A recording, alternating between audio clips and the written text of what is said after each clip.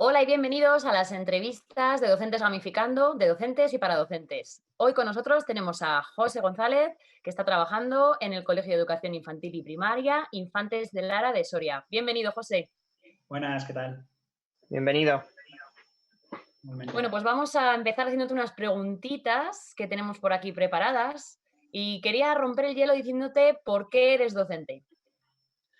Bueno, yo creo que como casi todos o como debería que ser, es por vocación, o sea, es lo que siempre he querido hacer, siempre me ha gustado, me gusta estar con los chicos y entonces no me veo en otra cosa. Es más, antes de empezar en esto, pues sí que tuve que trabajar en otras cosas y verdaderamente cuando empecé a trabajar en esto es cuando me di cuenta que es lo que me gusta, de que pierdo el tiempo en este trabajo y no me importa y entonces está claro que es lo que yo tengo que ser, que tiene que ser docente. Se convierte en una vocación, ¿no? En una pasión. Sí, exactamente. Si ya pierdes esa pasión, igual no es el trabajo más adecuado. En otro trabajo, aunque no te guste, puedes seguir haciéndolo, pero ser docente sin vocación, yo creo que es muy difícil, complicado lo veo. ¿Y tú en tu caso te ves ejerciendo esta vocación por toda tu vida laboral? Sí, sí, vamos, es que lo tengo clarísimo. O sea, yo no cambiaría nada. O sea, mi clase, mis chicos, mi patio, verles disfrutar, verles crecer, es algo que es lo que necesito y vamos, hasta que me dejen, seguiré siendo docente. Bueno, y ahora te voy a hacer una prueba. Vamos a ver si eres capaz de definirme en una sola palabra los siguientes términos. Yo te diré un término y tú me dices la primera palabra que se te venga a la cabeza. Empezamos con gamificación. Pues yo diría motivación. O sea, yo creo que lo que conseguimos con la gamificación es motivar a los alumnos. Es algo que se consigue muy fácil, muy rápido, que en un alto porcentaje de los alumnos se consigue esa motivación. Es más, este año tengo en mi aula a dos alumnos de altas capacidades y es lo que más me ha funcionado con ellos, el proponerles retos, el crear en ellos un gusanillo para hacer las cosas, porque sí que es verdad que al principio del curso sí que me costó engancharles a mi forma de trabajar. Y con gamificando poquito, porque no era una cosa muy importante, pero sí que se les ha conectado muy bien con estos chicos. Por mi experiencia, yo diría motivar, es lo que más se consigue, yo creo, vamos. Genial. ¿Y qué me dirías de aprendizaje? Pues yo diría que es la finalidad a la que vamos, ¿no? O sea, nosotros lo que queremos es que los chicos aprendan de una forma o de otra, gamificando no, pero el aprendizaje es lo que tiene que conseguir, tenemos que conseguir que ellos aprendan. Si no, no tiene ninguna finalidad, ¿no? O sea, no tiene ningún fin. Y ahora vamos con alumnado. Pues yo diría que es el futuro. Yo he oído alguna vez por ahí, que es una frase que escuché y que me gustó, que lo que nosotros le demos a los niños es lo que ellos nos darán en la sociedad, lo que darán a la sociedad. Entonces, nosotros tenemos que moldear a esos niños para que cuando lleguen a la vida adulta nuestra sociedad mejore, porque tiene que mejorar. Qué cierto es. ¿Y qué me dices de docentes? Yo lo veo más como unos transmisores. Yo creo que sí, serían transmisores. Somos los encargados de transmitir esa información, de conseguir que los niños adquieran esas habilidades, esas capacidades para como he dicho antes, mejorar la sociedad. Yo creo, transmisores, diría yo. ¿Y qué palabra se te viene a la cabeza si te digo TICs? Yo diría herramientas. Antes eran herramientas del futuro o nuevas tecnologías, como decíamos, pero ahora ya es presente y más en Ujú. estos días que estamos trabajando a distancia, se ve que sin tecnología sería imposible trabajar. O yo por lo menos lo veo, sería muy complicado trabajar. O sea, que yo creo que es el presente, la herramienta del presente, diría yo. ¿Y los libros de texto? Pues ya sabes que a mí no me gustan mucho. Ujú. Yo siempre que puedo me los quito, pero sí que es verdad que hay a niños, a padres que les sirve como guía. Yo creo, lo veo como la palabra sería apoyo. Sería un apoyo que yo utilizo en clase, pero que yo utilizo poco, en verdad. Sí, pero a los niños sí que es verdad que yo creo que más que a los niños, algunos padres lo necesitan. Pero también es una forma de encerrarte, de obligarte a seguir todas las hojas, todos los ejercicios y yo creo que a nadie le gusta su libro de texto, nunca estamos contentos con el libro de texto, siempre buscamos uno o el nuestro propio. Entonces yo diría como más que nada que es como un apoyo. Yo creo que eso sí que ha cambiado con el tiempo. Perfecto, prueba superada. Ah, vale, bien. Y vamos con la siguiente parte de la entrevista, un poco el eje central Y este eje central me gustaría que nos explicases algunas experiencias que hayas tenido, tanto positivas como negativas, dentro del embarcarte en la gamificación de un aula o de una actividad o de lo que fuese.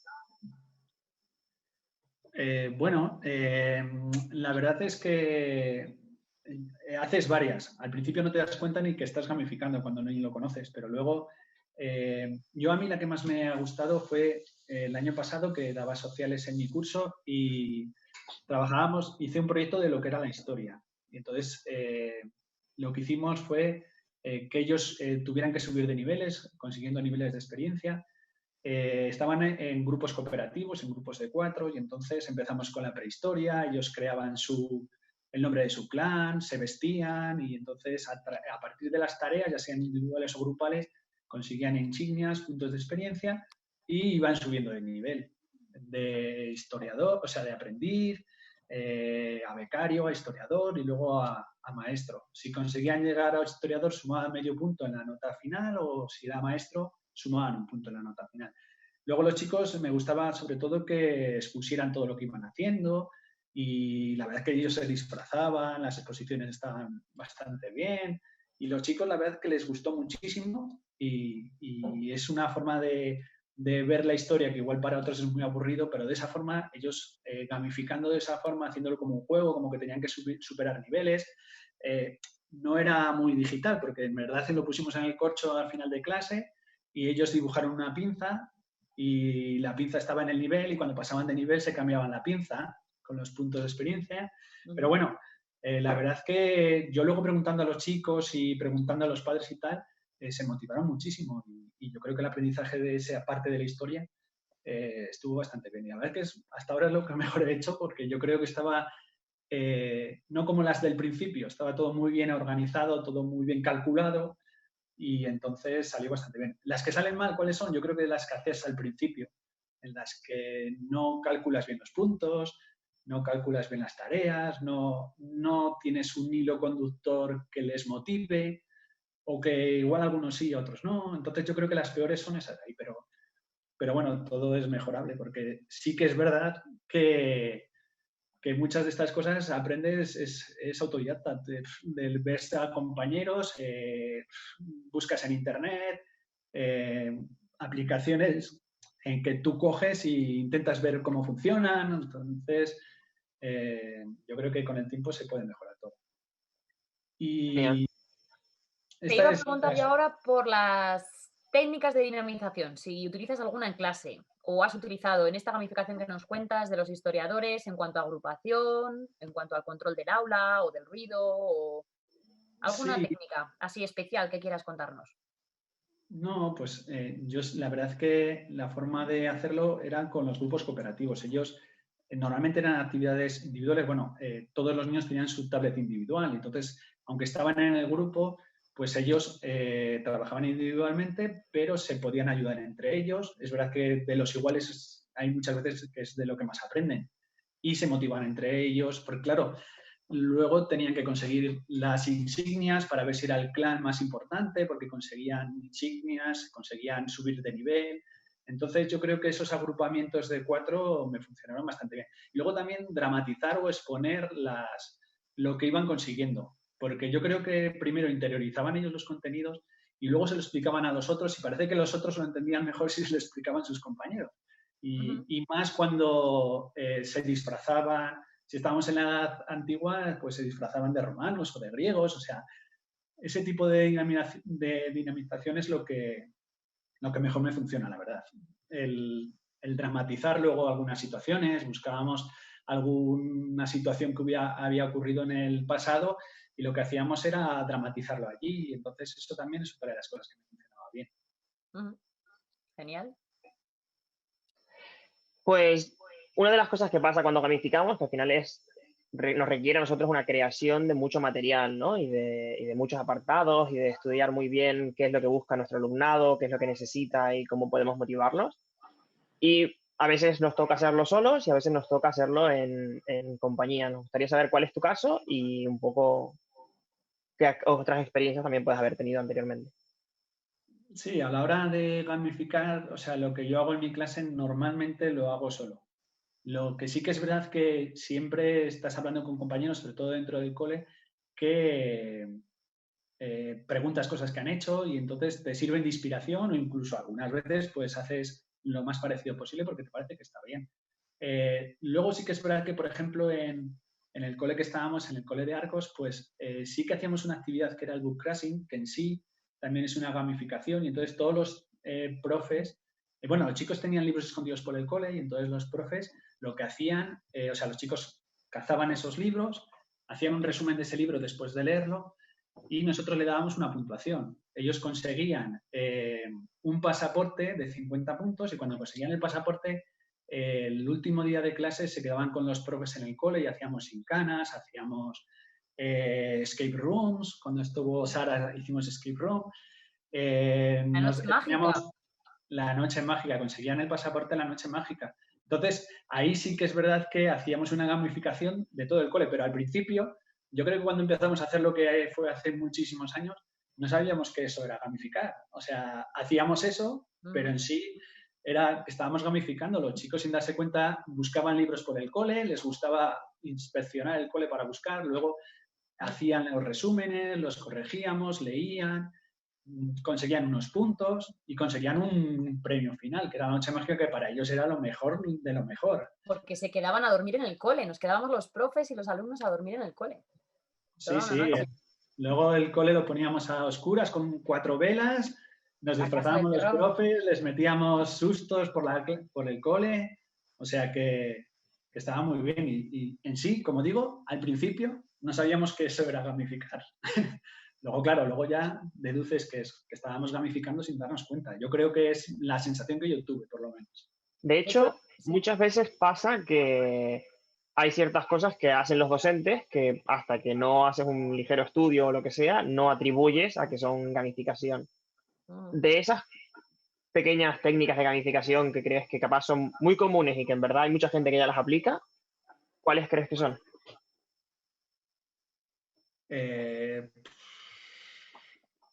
A ver, yo por ejemplo, al principio usé el ClassDojo más que nada para valorar los ítems actitudinales de los niños. En un principio tú usas esa herramienta, pero en sí yo tampoco vi que, o sea, tampoco la veía como una gamificación, yo la veía como una forma de comunicarme con los padres, una forma de que los niños pudieran ver su evolución y pudieran ver los puntos que podían conseguir. Es verdad que luego a partir de ahí ya hice unas tarjetas de poderes o de privilegios, y entonces canjeaban esos puntos, entonces ya ahí entró un poco más la gamificación y yo lo hago todos los años y funciona súper bien, porque los chicos quieren seguir consiguiendo puntos y aparte quieren canjear los poderes, que lo tengo en una pared, ellos van cogiendo las fichas, canjean, entonces esa es, pues eso, una técnica, una gamificación que me gusta bastante, la verdad.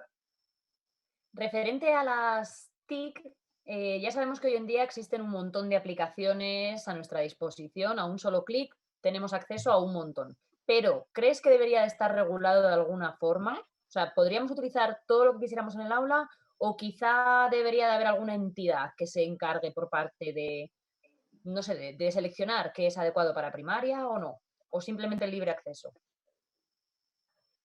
Bueno, la verdad que no sabría qué responderte. Yo lo que sí que creo es que los profes no tenemos conocimiento de muchísimas aplicaciones y hay muchas veces que lo hacemos por oídas o buscamos en internet y yo creo que lo que tendría que haber en los coles es un coordinador TIC que verdaderamente tuviera tiempo de enseñar al resto las cosas. Yo lo digo porque, por ejemplo, llegas con el ClassDojo a un cole nuevo, no saben de qué va, pero tú lo enseñas y rápidamente todos se enganchan. O sea, yo creo que más la entidad lo que tendría que hacer es personas que estén liberadas, que lo que tengan que hacer es formar dentro de los colegios, porque luego dicen, no, sí, que pueden formarse en los cursos. No siempre podemos ir a todos los cursos. Tú y yo sabemos que estábamos muy lejos de la capital y que venir a los cursos era casi imposible. Entonces, te tienes que formar, como te digo yo, pues mirando por internet, inspeccionando, era bastante complicado. Entonces, yo creo que es tan importante esas apps educativas y yo creo que tendría que crearse un, no sé, un consejo, dentro de todas las direcciones provinciales para, ya no como los asesores que tenemos ahora, que yo tengo uno en mi cole y que te ayuda, pero tienen poco tiempo, no pueden estar con todos a la vez. Entonces yo creo que tendrían que enseñarte a decirte, mira, lo que mejor funciona es esto, lo que me funciona es esto, lo puedes usar así, pero es que en sí no te ayuda a nadie, porque por lo menos a mí yo no veo que te ayude a nadie. Entonces yo creo que regularlo, yo creo que primero tendríamos que empezar con que la gente conociera que hay aplicaciones educativas que se pueden usar en el cole, porque yo, por ejemplo, este año sí que me llevo sorpresas de mucha gente que no conoce muchas cosas. Entonces, antes que regular las apps educativas, igual habría que enseñar las apps educativas y yo creo que es lo que habría que regular, no eso. Yo creo que habría que crear una entidad que introdujera o enseñara a los profes a usar esas herramientas. Genial. Bueno, pues igual vamos a ir haciendo unas preguntas de cierre, no por ello menos importantes. Ajá. Entonces, bueno, dime un docente que te marcó cuando fueras pequeño, en tu infancia, alguien a quien recuerdes con especial cariño. A ver, yo la verdad que claro, siempre los que más me marcaron, como a mí me gustaban las matemáticas, pues eran los profesores de matemáticas. Yo en el colegio cuando era pequeño, pues yo me acuerdo de don Javier, porque antes todos empezaban por el ton. Don Javier la verdad que tenía una forma de transmitir y que te hacía siempre reír y te explicaba las cosas de tal manera que yo entendí muy bien las matemáticas. Igual que luego en el instituto también había una profesora, lo que pasa es que no me acuerdo cómo se llama, pero el apellido era Fraile, pero me acuerdo que aprendí muchísimo con ella. O sea, es que te transmitían la información de una manera que era tan sencilla que se entendía muy bien. También os digo que eran las matemáticas, a mí me gustaban, igual otros no piensan lo mismo, pero yo creo que sí que, porque yo siempre me ha gustado, aunque no he podido, al principio no trabajé en esto, sí que es verdad que daba clases particulares a chicos y siempre eran de matemáticas o física y química, porque es lo que más me gustaba. Entonces, los profesores que me han marcado son esos, yo creo. Al final nosotros como docentes estamos en un punto intermedio entre el alumnado que tenemos y la administración que marca siempre según qué directrices. Tú cuando estás en el aula o cuando preparas las clases, ¿te sientes libre? ¿Te sientes cohibido en alguna manera? Hombre, yo creo que todos estamos obligados a rellenar una ingente cantidad de papeles, justificar todo lo que hacemos, que yo creo que es totalmente innecesario. Sí que es verdad que a la hora de estar libre, pues sí que tienes que enseñar una serie de cosas, pero yo, si te digo la verdad, yo voy un poco por libre, sinceramente. O sea, yo sí que les doy lo que tienen que dar, pero yo se lo doy a mi manera, en lo que yo creo que es más importante y en ese sentido no he tenido ninguna dificultad nunca. Si viniera un inspector, llegara y me dijera, ¿por qué no has hecho esto? ¿Por qué no has hecho aquello? Pues es que no te puedes. Yo creo que lo más importante es que seamos actuales y hay muchas de esas cosas que nos piden enseñar o que nos piden hacer que no concuerdan con la realidad. ¿No? O sea, no es necesario enseñarlas y sí darle más importancia a otras cosas, como por ejemplo las exposiciones orales, que los chicos sepan debatir, que los chicos sepan sentir, que hay muchas veces que es otra cosa que no aprenden.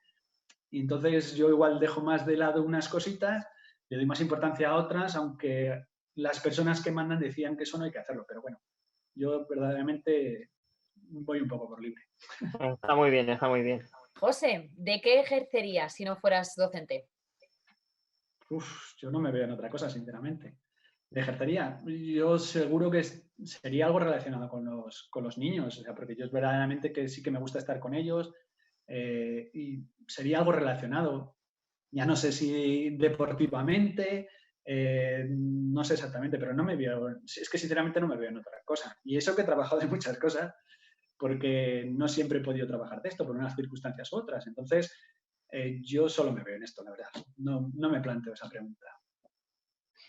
A día de hoy nos encontramos con que hay un montón de docentes ya sea trabajando, ya sea en bolsa, y también hay un montón de docentes que se están preparando o que recién salen de la carrera el año pasado y están empezando ahora. ¿Qué consejo le darías a esos docentes que están comenzando o que se están preparando?